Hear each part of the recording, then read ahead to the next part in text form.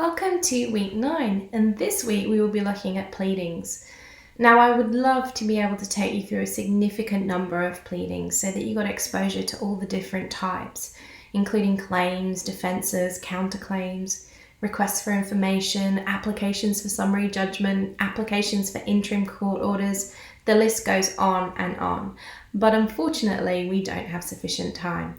In this module, we will focus on some of the foundational considerations to drafting pleadings, and we'll use statements of claim and defences as an example. Don't worry though, some of those types of pleadings that I mentioned you will learn about on the PLT, and the rest you will no doubt learn through trial and error on the job.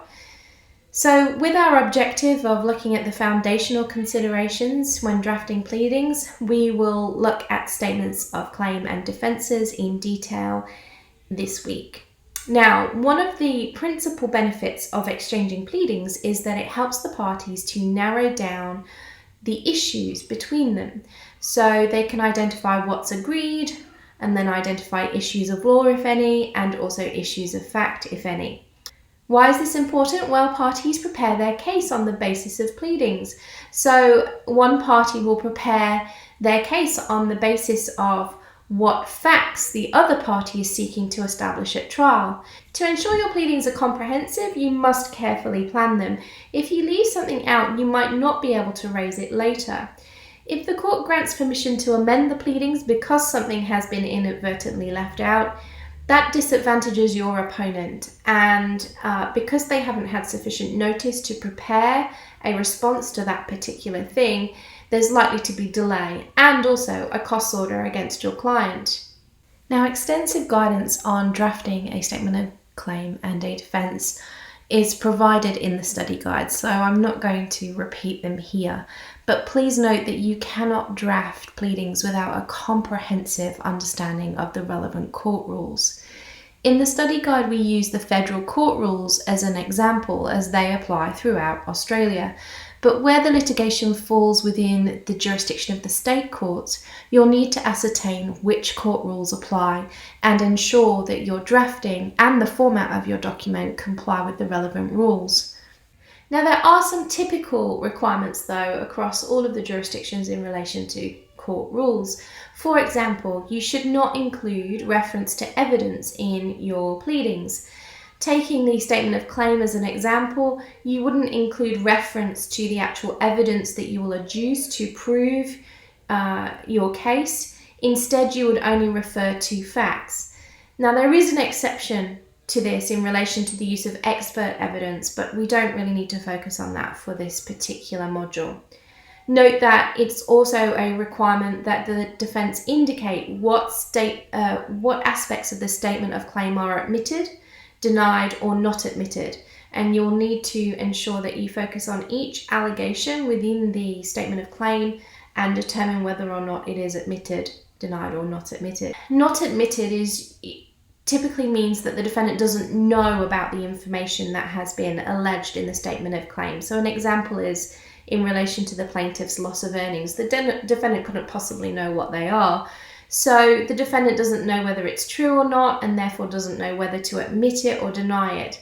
So usually it's not admitted, and then the defendant requires the plaintiff to prove that aspect of their case. Other typical requirements in pleadings include that you must state the relief that you seek in the statement of claim, and that the pleadings should be presented in paragraphs with paragraph numbering, and only one allegation should be made per paragraph.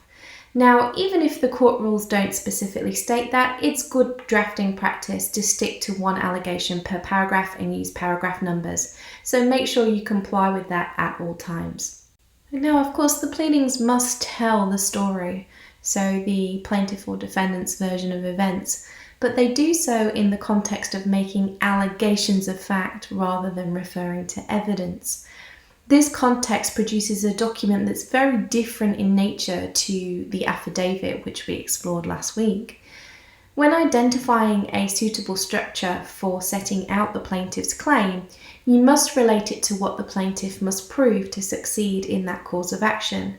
So in an action for negligence, for example, you would need to establish duty of care, breach, causation, and loss.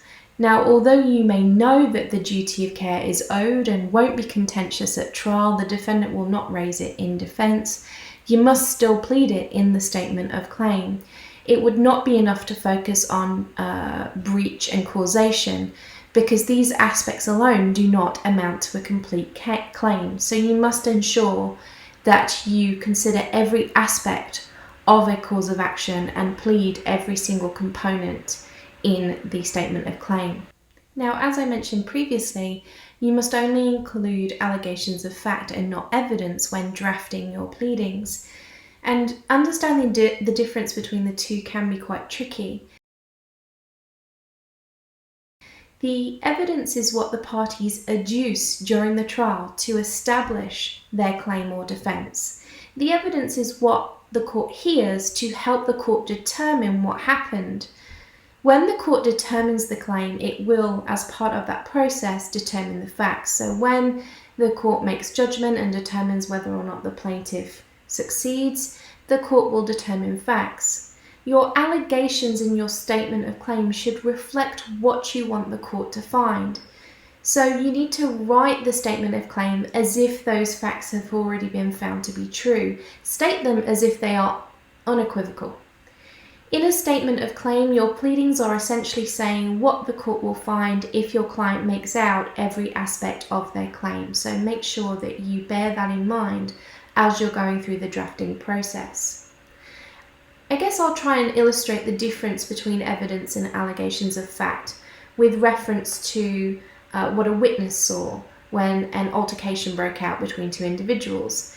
So in an affidavit, you would definitely include evidence. That's the purpose of the affidavit, is to provide the evidence in chief of the relevant witness.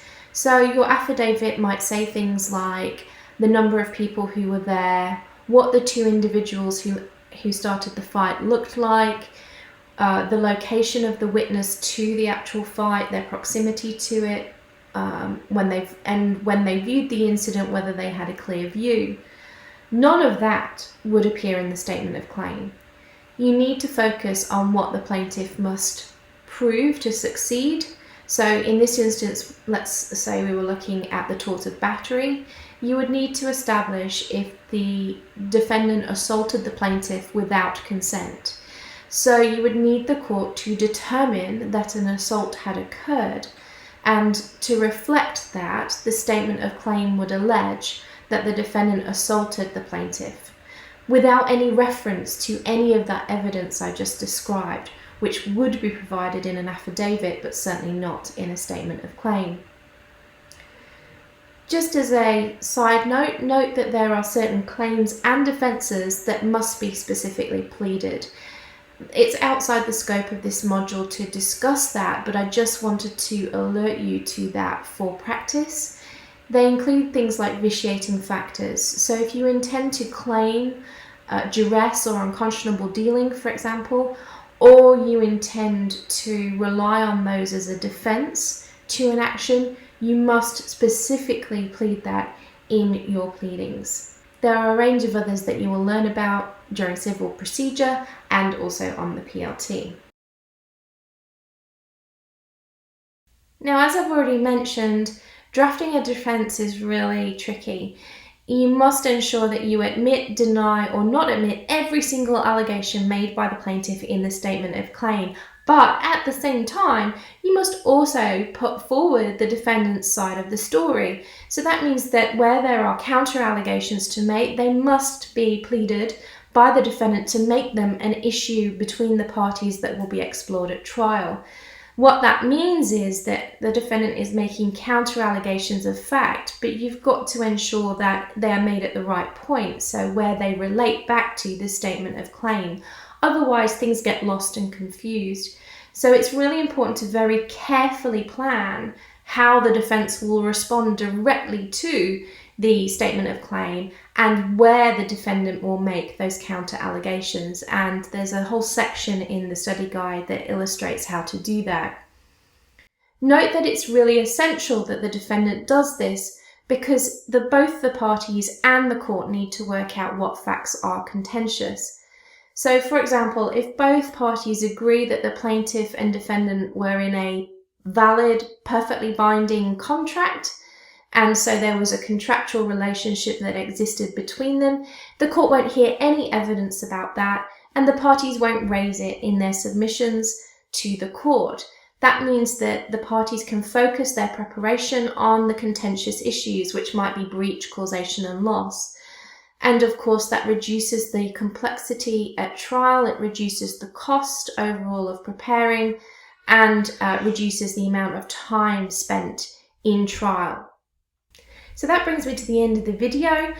Just before you go, I would like to point out that for this week's workshop, I would just like you to have a go at drafting a statement of claim, not expecting you to produce something that we could file and serve on a defendant tomorrow, but it is important to test yourself, put yourself in the position where you have to draft something from scratch and see how you go. So what we're really doing is just learning through trial and error and sharing our drafts with each other and learning from each other along the way. So I'm looking forward to seeing what you come up with in class. See you then.